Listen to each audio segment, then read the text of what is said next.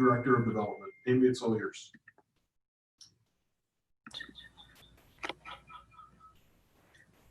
Hi, everyone. Great to be with you this afternoon. I'd like to welcome you to Wings of Hope and introduce to you my colleague and my friend, Brooke Bennett, who is our Development and Engagement Manager.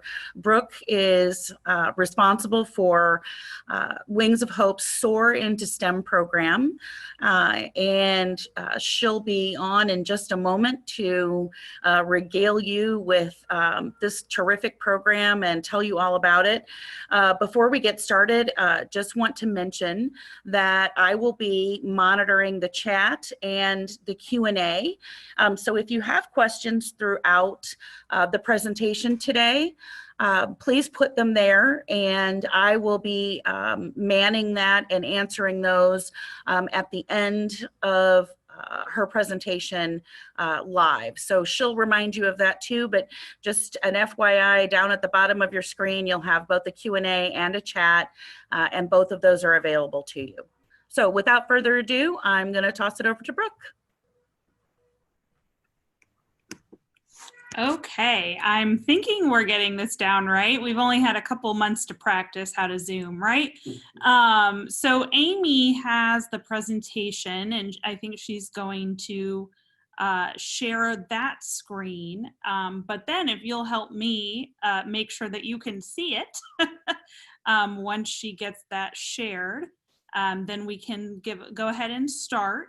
But I see we've got a lot of people attending, some very familiar with the program and some that I haven't yet met. So welcome everybody. I'm really excited to kind of bring you down the Soar into STEM road and talk a little bit about where we've been and what we plan on doing for the 2020 programming and so on. So I think Amy's got it. Let's see. Awesome. Okay. Yep, right there. Did it do it? No, it's going to make me do this. So here's what I'm going to do. They won't go to slideshow. Bummer. Okay, guys. Well, welcome. We're going to be creative for this webinar. So again, thank you for joining us. Soar into STEM is a program that is through Wings of Hope. Wings of Hope is located at the Spirit of St. Louis Airport. And we use many of the resources around here at the airport and in the St. Louis community. So just to tell you a little bit about myself, Amy, do you know how to move to the next one, I guess? Let's see. Awesome. So as Amy had mentioned, I am the Development and Engagement Manager with Wings of Hope. There's my contact information. Certainly would love to help answer any questions that you may have. I've been with Wings of Hope for about 1.5 years now. Previously working mostly in programs, but now I kind of support Amy with our development work. And Soar into STEM has been a baby of mine since its start. So it's very important to me and to Wings of Hope, and certainly will love to tell you a little bit more. So the program is really based, like our other programs, if you're familiar with Wings of Hope, is really based in partnership. And so our two very top bullet points are our two funders, Boeing and the ISTAT Foundation. As you may heard through different news channels, Boeing has been a big funder of our program, specifically last year with $125,000 donation in support of the program. So we utilize them not only for funding, but also for speakers and mentors, and I'll go into that in a little bit. But also the ISTAT Foundation. They've been a funder for 2 years in a row now, and really enjoy getting young people interested in aviation. The program is based in partnership also with school districts. So what we do is we partner with these school districts listed here: Kirkwood, Lindbergh, Rockwood, Jennings, University City, and Ferguson Florissant. And these districts partner with us to provide students for the program.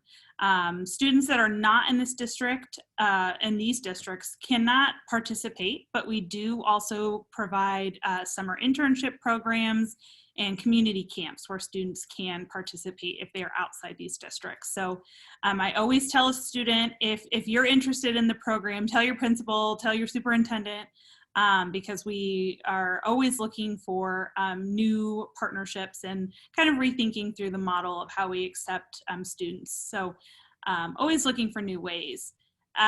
We have big partnerships also, like I had mentioned, in the community as well.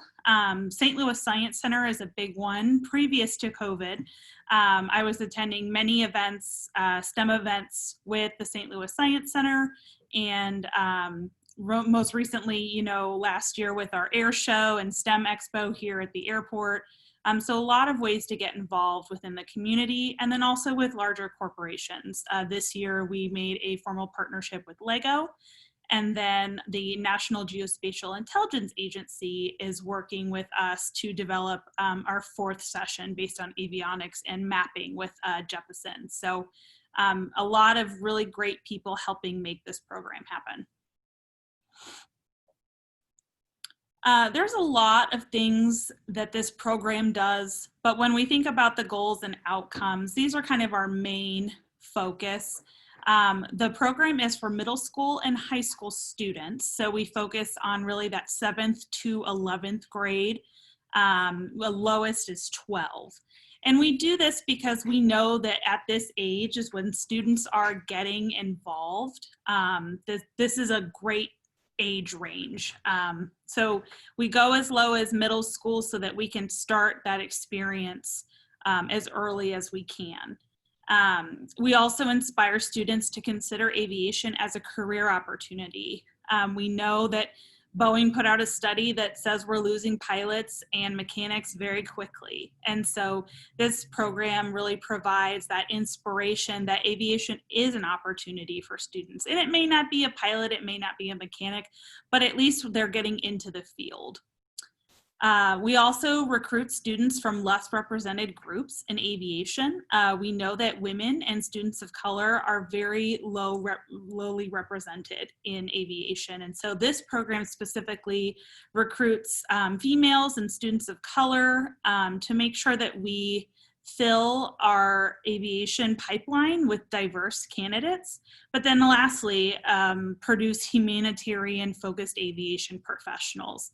I'll get into it a little bit, and you can see in this picture, we have students working on an airplane, and this plane is actually very special, not only to Wings of Hope, but also to these students, because they work on a plane that goes into the field in one of our global field sites. So the plane they worked on left in January to go to Paraguay and help the people of that country. And so it is a really special connection that these students get to see this plane leave our hangar that they've touched to go help people around the world. Is an incredible experience for them. Do you know how to move? There you go. Oh, yep, right there. Awesome. So we, not only at Wings of Hope, have myself that's a part of the program. We also have a lead teacher who helps teach the program and the curriculum. And both of us are very experienced in STEM education.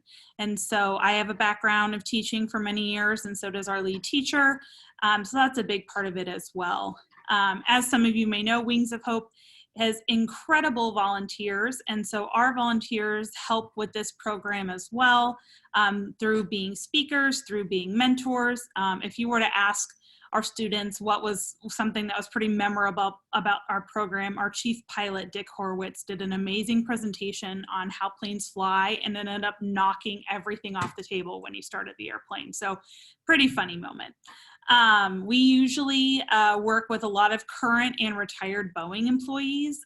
We were set to have over 8 current employees involved with the program. And so we utilize them as a large resource so that we can make sure that they are, using the money that they gave us to recruit some of their current staff. again, you know, what is it to me? I'm not a pilot. And so we work with a lot of pilots, a lot of AMPs, a lot of military and various other aviation professionals that help us as mentors and as speakers so that students get to see and hear these people and their experiences.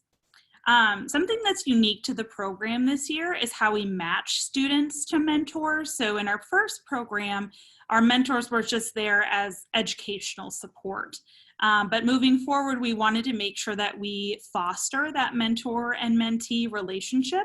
So we looked at who our mentors were and what their expertise was in, and then had students complete an interest kind of survey of where they thought they would be interested in aviation to then match our mentors and our students and have a more intentional focus with that relationship. And that kind of leads to our mentor and speaker directory. You know, we want our students to be connected to us as teachers and us as mentors and speakers. And so we give each student a directory with contact information for the people who came and spoke and for the people who are mentors so that the students can have resources as they grow in this field. We know it can sometimes be intimidating to be in the aviation industry. And so being able to provide students with that contact information for those relationships are very important.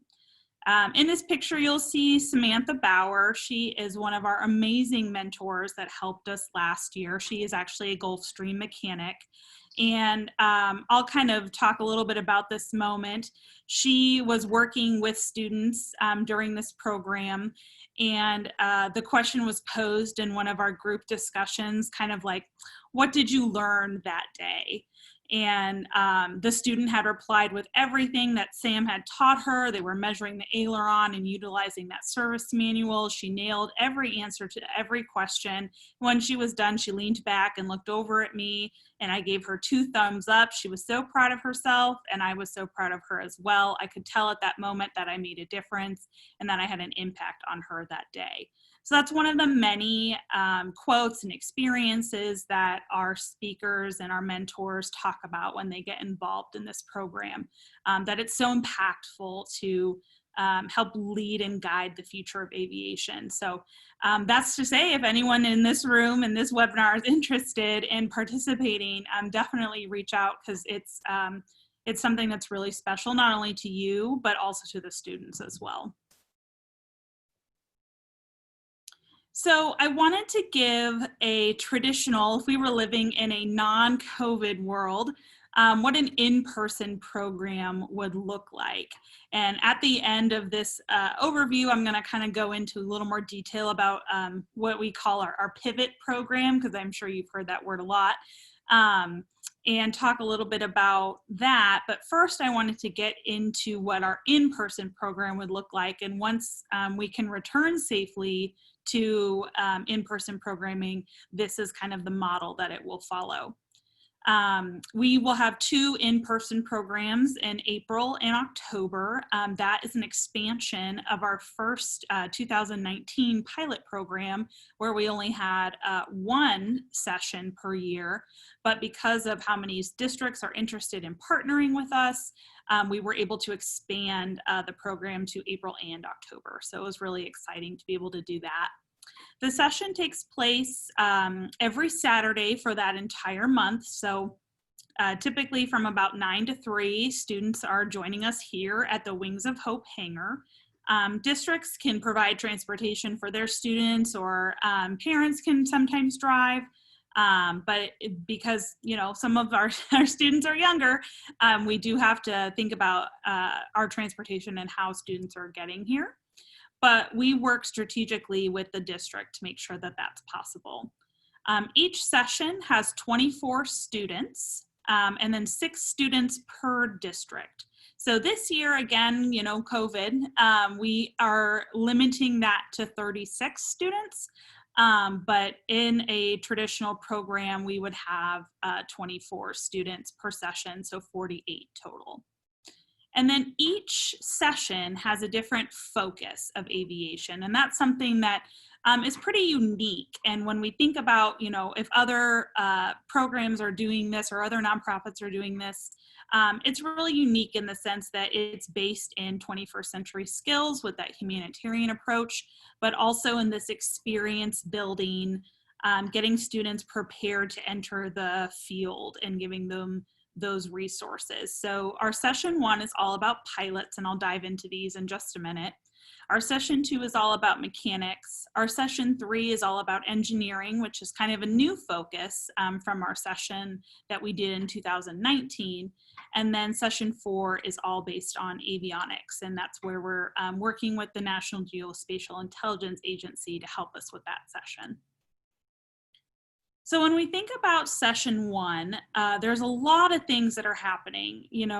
This, not only is this program important because of its aviation aspect, but these students have become lifelong friends. At events, past students would get together again and again, and I'd hear all about what the students were doing and talking to each other and who's friends with who, and it really evolved. And so not only is the curriculum based in STEM learning, but also we really focus on building those relationships with students. It's almost like a cohort, if you think about it like that, because we want to get students bonded, and so that we can have them continue to be a part of the Wings of Hope family. So in our session 1 overview, we have our introduction to Wings of Hope. We give them the traditional Wings of Hope tour, and then talk to them about kind of that theme of humanitarianism, what plane they're going to be working on that connects them to the program, and get that started right off the bat. Each of the sessions has a focus on journaling and a focus on vocabulary. And we do this because it's a part of our commitment to Boeing and to our funders and our donors that this program, they're learning, and we get them the experience, but then we can prove that they're learning and growing as students. So we do these journaling and vocabulary activities because they need to learn things like flaps and ailerons and fuselage and all those things. And so we get them in the door with some of that basic vocabulary. Also in the first session, we conduct a pre-assessment. Like I said, it's important to our funders that we show that students are growing and learning. And so we have a pre-assessment in our first session and then a post-assessment in our last session to see what the students have retained and what they're learning so that we can report that out to our funders. And I'll go over that data that we received from our 2019 program in a minute. But each session has a focus on speakers. We bring in different people from the community to come in and speak. This first session, we had Derek Hodges come in, who is a pilot for a small commercial company. And then we had Dick Horowitz come, who talked about it from a private perspective. And so really we're focusing on the different avenues and how students can achieve that. So that they know, okay, when I graduate, this is what I need to do to learn how to become a pilot. And so we make sure that speakers talk about those career pathways and how they get there and what they needed to do in school and in their hobbies to be able to achieve that. As I mentioned in the beginning, we talk about how planes fly. While there is a lot of science behind it, I still believe there's still a little bit of magic because it's incredible how planes fly. So we talk about lift and thrust and drag and explain how that works. Dick brought a very, very cool plane to explain how that works, and it was hilarious when he explained, how that drag kind of blew everything off the table. We also work with different pilots, whether that's Wings of Hope pilots or pilots in the community, where students will do a pre-flight inspection. So we'll get a typical pre-flight. Usually we're working with Cessnas 172s and have students conduct a pre-flight checklist and an inspection. on the plane, typically what a pilot would do before they take off, and focus on that weight and balance part of it as well. Here you can see one of our students, Isaac, putting together an airplane. At the end of this session, students do an airplane challenge where, if you see right above the American flag, we had them get up on the top of our hangar and see whose airplane could go the longest in the air and the farthest on the floor. And then they did modifications to see how they could increase that distance. It was really fun.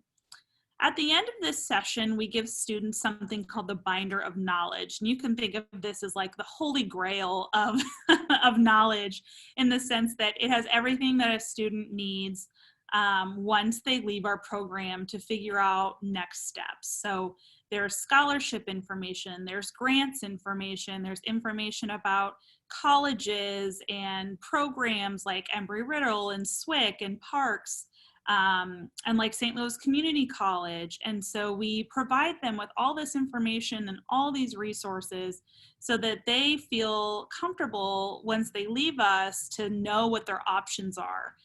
We've actually had 2 students who were of the age. One of our program participants you'll hear about in a minute is Ashley, and she's attending SLU right now with an aviation degree as a freshman.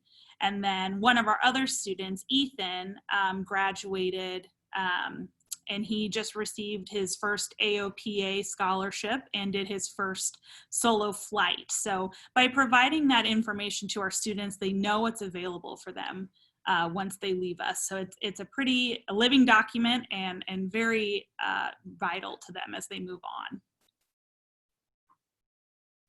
When we think about session 2, this is really the meat and bones of what this Soar in STEM program is about. So again, not only do we focus on journaling and vocabulary, at our session 2, we had a speaker from Boeing who came and talked about drones.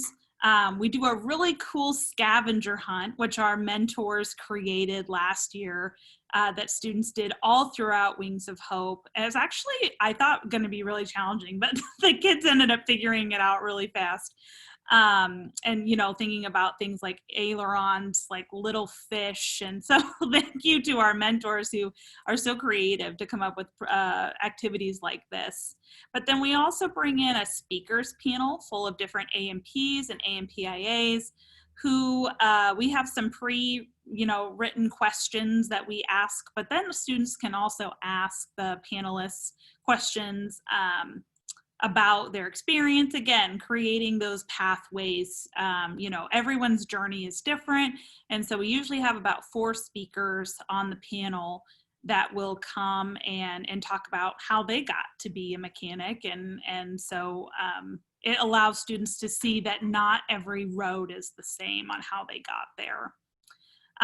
We go over our toolkits and our safety rules. As you can see, we've got 2 of our students here. Each one of our students gets one of these toolkits. It comes with wrenches, it comes with screwdrivers, it comes with safety glasses, and students each get one of those to take home with them.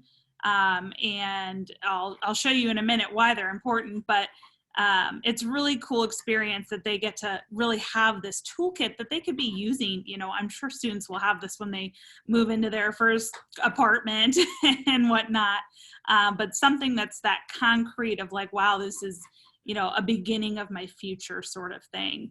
And then we go over the safety rules.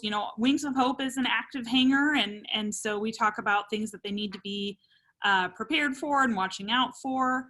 But then, like I said, the big part of this session is our aircraft modification. So students worked on our 172 that they did a rotation on and did different took apart different things on the airplane. They looked in the wings and did, check for bird's nests and all those things that you need to do, but they also took off the propeller, they took out the seats and then the interior. And all of this is to be done so that the airplane can be prepared for its annual. And then our team at Wings of Hope comes in to finish all of the modifications with the avionics and everything for then that airplane to go out and make a difference in the world. So Students got their hands on it first, and Wings of Hope took it across the line. But to know that they were the ones who started that is really special. And I think I mentioned just the other day, it's actually really interesting because some kids never used a screwdriver at this point in their lives. And so teaching them the lefty, loosey, righty, tighty model and everything is just building, again, those 21st century skills that the students will need once they leave us. Typically, at the end of each session, we have those group discussions so students can kind of share what they've learned, and we can kind of dive a little bit deeper into what their minds are thinking and what they want to know more about. So that group discussion is something that's really vital. So session 3 in 2019 looked very different from how session 3 will look moving forward. So this session was based off our partnership with LEGO. Again, we've got our journaling, our vocabulary, and our speakers. We had Wendy Erickson from Drone, I cannot remember the name of her company, but she works out here with our drones. And so she came in, if you can see in that bottom picture, showing students how to use drones, because that is part of the future of medicine and of Amazon deliveries. And so getting them experience with that, we've purchased some of our own drones and have created different like obstacle courses for students to use. But this session is, again, revolved all around engineering. So the big part of it is our LEGO robotics design challenges. We've got the new LEGO Spike Prime robot, which is based for our perfect age group. Where students will have different challenges working in groups of 2 or 3 to really lead them up to the main event, which mimics one of the stories from our international field site. So if you're familiar with LEGO Robotics, you know, it's an amazing program where it's very helpful. They've got a tablet that walks them through just basic builds. And then once they got the idea of not only building it, but also coding it, they get set up for the final challenge where they have to build some sort of device that can hang and grip from a string to then be able to drop at whatever point they want it, you know, whatever they code at, to drop this medicine that is going to save somebody's life. And it, again, like I said, it mimics the story of one of our field sites in Nicaragua where a boy had gotten bitten by a snake and needed the anti-venom, and they had to do a drop and protect the venom without it breaking in these little glass vials. And so we were trying to, again, bring in that humanitarian approach. And so it's an amazing, amazing challenge. I was trained on it last spring and really excited to break it out for the students. I think they'll be really excited about it. So not only do we bring in that coding, we also bring in that engineering where students have to design and build and rebuild if it doesn't work or it doesn't code right, and all that trial and error. We'll also bring in a flight simulator, and we do this with the help of Alpha Flight. They're over just across the way here at Spirit, and students will use this Redbird flight simulator to practice, because you'll hear in the next part what they'll be able to do with their final knowledge. But we get them prepared with this flight simulator, and John Keach, who you see here with our students, it was an incredible experience. I got to do it before the students joined us, and it's very realistic. And so students were really eager to get in there and to practice.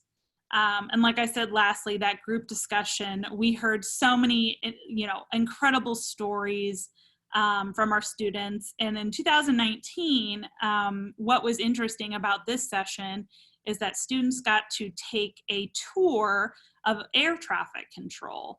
And unfortunately with COVID, we're not able to do that, but it was really neat because what we learned from that group discussion is that one of our students was very interested in having a career in air traffic control after seeing what they do and how that relates to what we were doing in the hangar And so we learn from those discussions where students are thinking and growing.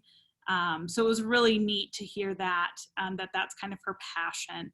And we work really closely with Tower because we have a student intern from Ferguson Florissant who's also interested in that field. So it really helps us grow not only our network here with these students, but also in the community with other students as well. So we talked a little bit about session 4, but the biggest focus of session 4 is the end. And I'll tell you why in a second. But again, we focus on that journaling and vocabulary and those speakers. Last year we had the airport director, John Bales, out to talk about if you're not going to be a pilot, you're not going to be a mechanic, what else can you do? It's in the aviation industry that works at an airport, that works with aviation. And he came out and did a great presentation for our students. But we also focus on that post-assessment. Like I said, we have that pre-assessment, and then we also do this post-assessment. So we know what students learned, what students maybe didn't retain so that we can better the program for the future. And so that's a big part of it as well. And then what's exciting for this session, like I mentioned, we're partnering with the National Geospatial Intelligence Agency, who works with Jeppesen, to do a navigation challenge. So essentially, you know, students are in flight and something happens. How would you fix it? What would you do? To get them prepared for what it would be like if they were flying left seat. And so we're working with them to do a map and avionics navigation challenge, which they're working with, and it's very exciting. Students also will work together to do a career pathways presentation. Like I said, it's important that we recognize, you know, how these professionals got to where they are. And so students will do different presentations to represent, you know, a pilot, a mechanic, avionics and engineering, and how you get to that path. Is it a master's degree? Is it a bachelor's degree? Is it an associate's degree? And what scholarships are available for that?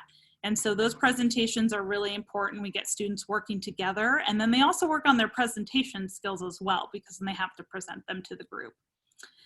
The program ends, like I said, with something very, very exciting. We get all of the parents together, we bring pizza, and we celebrate with certificates, but also end of program flights, which is absolutely incredible. It's partnered with Elite Aviation, which is an FBO here at Spirit, and they graciously donate their flight instructors for us so that students can take their first flight. And I'll tell you, it's really interesting to watch a 12-year-old fly an airplane, but it's an absolutely incredible experience. So students will fly left seat with the instructor in the right seat, and then a student in the back seat as well. So they'll take off, they'll fly to Washington, Missouri. They will land, obviously, with the help of a flight instructor, and then they'll switch. So the student that was in the back will take off from Washington, Missouri, and then land back here at Spirit. And I will tell you, I've never seen kids so excited and so nervous, but also just like when they land of like, oh my gosh, I cannot believe I just did that. Is so powerful for our students and our teachers and things like that to witness the growth that they had over just 4 sessions. And that's where kind of we think about this program as a scaffolding model, because we get them prepared to be able to take that flight at the end to say, okay, you've learned about weight and balance, you've learned how planes fly, you've learned about mechanics, you've learned about the aerodynamics and the engineering, you've learned how to do a flight simulator, you've learned how to do a navigation challenge. And so when they get in that left seat, they feel confident to be able to do that. Ashley is one of our students that I had mentioned is now at SLU in Parks College with many scholarships in aviation. She's, I believe, in flight management is where she ended up. But this is one of the quotes from Ashley, who's made many other quotes for us, but she's an incredible student. But after the first session where we talked about that humanitarian approach, we have service for the good of others makes me want to cry service for the good makes me want to cry of others, or just keep thinking about helping others gives me an overwhelming feeling of gratitude. Thinking about the things Wings of Hope is doing and how powerful it is has helped so many people. If I ever get my pilot's license, I would want to do something like this. And that's exactly what we talk about from our impact and our outcomes and our goals, is that we are creating humanitarian focused aviation professionals, and know that, when they get their pilot's license, maybe they can come help us fly in the field in Ecuador, or come back and volunteer as a MAT pilot. And so creating that connection and filling that pipeline, not just for Wings of Hope, but for the industry, is really important.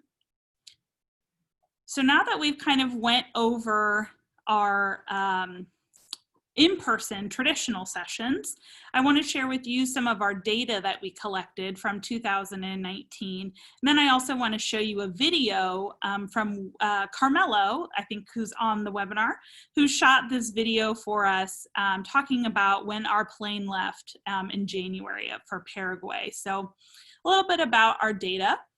In 2019, 70% of our participants were female or students of color.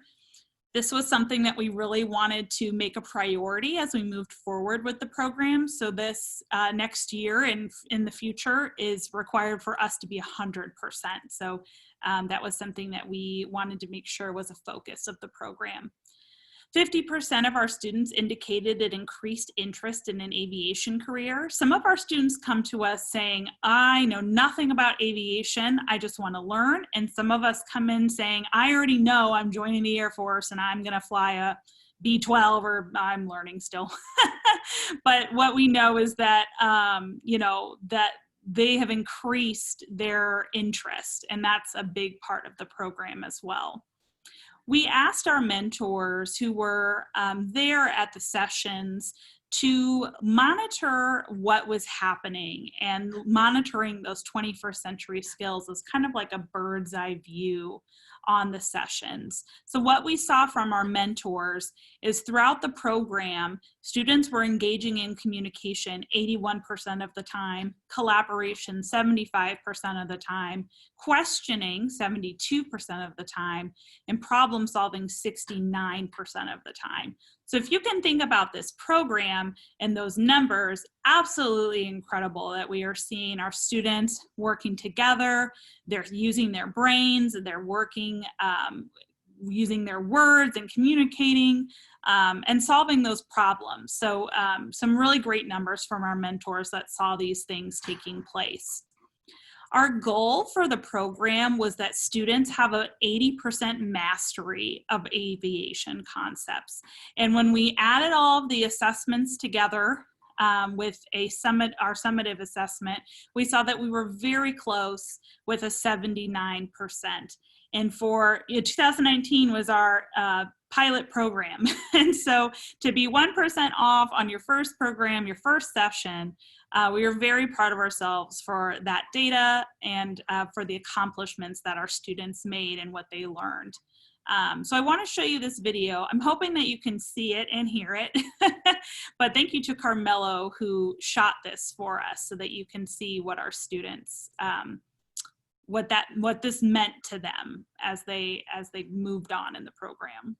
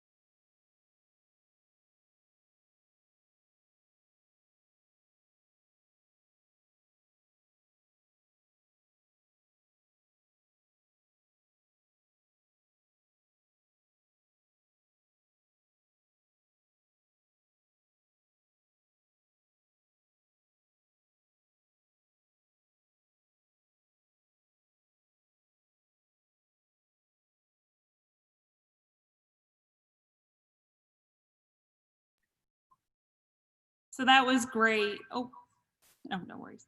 So that was great to hear from two of our mentors, Brad and Myriel, and then our student, Ashley. Oh, I think it's still playing. I don't know if you can hear it though.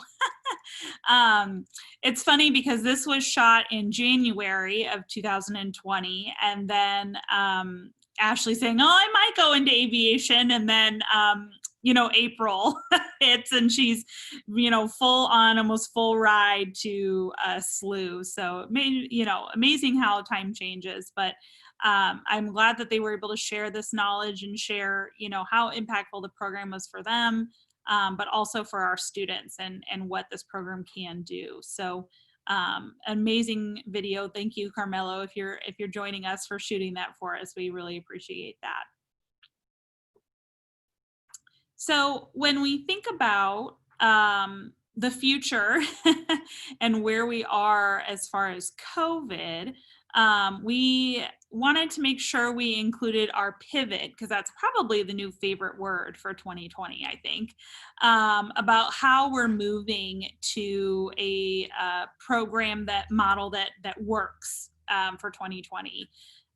The difficult decision we had to make, but because all of our districts are virtual learning right now, which means that the buses aren't running, which means that students can't get here. And so it was just important, based on the interest of our students and our mentors and our speakers, with the support of our funders, that we pivot to this virtual model. So the 2020 session will be virtual. We are hoping to not have that be the focus for 2021, but we're, I think, all holding our breath for that. What we've done as an organization is we recognize that we need a professional to be able to support us with this endeavor, because it's something that we want to be very successful for our partners. And so we hired an instructional designer from Washington University who's going to help us flip our curriculum. And what makes this program so naturally successful is the in-person, hands-on, project-based learning that we have in great, you know, God bless you, in the program. And so it's really important that we still keep that as like the center of our programming. So she is an expert, worked with the McKelvey School of Engineering at WashU to take all of their in-person classes virtual as well. So a lot of experience in this. What our goal is to be able to transform our highly successful in-person curriculum to an equally robust and engaging virtual program. Our students deserve that, our districts deserve that, our funders deserve that, and so that's our goal, to be able to provide that. What this does, not only for 2020, but also for 2021, allows us to increase our participation. So students aren't limited to the St. Louis area for participation. We have many schools from other areas, like for example, in Illinois, where that's over an hour-long drive that students would have to come to participate. And so being able to increase our participation virtually makes this program available for students that are just not, you know, in the St. Louis area. We anticipate, we are working through this right now, and you know, working with our instructional designer and our lead teacher, and hoping to have this available late winter of 2020 so that our students can participate. I would love to answer your questions. I'm sure you all might have a lot of questions on what that's going to look like. So certainly if you have a question about that, drop it in. But we are still working very hard to determine what it looks like. So I'll try to answer those questions to the best of my knowledge, but just know that it's up and coming, and it's going to be really, really exciting. So I want to be able to give you all some time to ask any questions. And as Amy had mentioned, she is going to be monitoring the chat and then reading the questions. So what you'll do as a participant, and I'm hoping it will work is that you will open the Q&A window, the chat, and then Amy, you might want to turn off the share screen. I think that might be the best way to do it. And then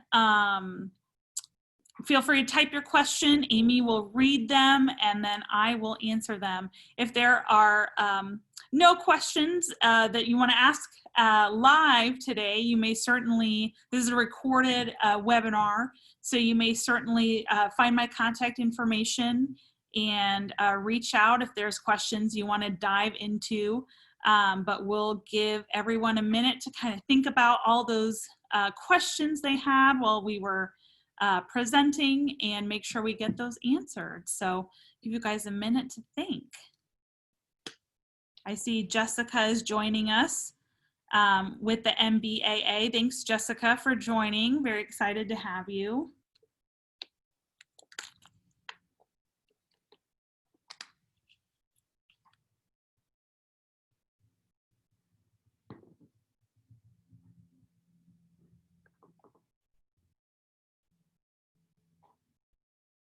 Okay. Well, Amy, do you see any questions popping up? No. Oh. You covered everything so well. I must be just an expert. Well, everyone, I just really, again, appreciate you joining us. As Tim had mentioned, we've got Taste of Hope here tomorrow, and we're so excited to taste all the different cuisines from local St. Louis restaurants. So we hope you can join us. Tickets are online at wingsofhope.ngo. But if there's anything else related to Soar into STEM, I'm more than happy to answer any questions, so don't hesitate to reach out. But thanks for spending your Friday afternoon with us. I hope you have a great weekend and enjoy the rest of your Friday. We'll see you soon.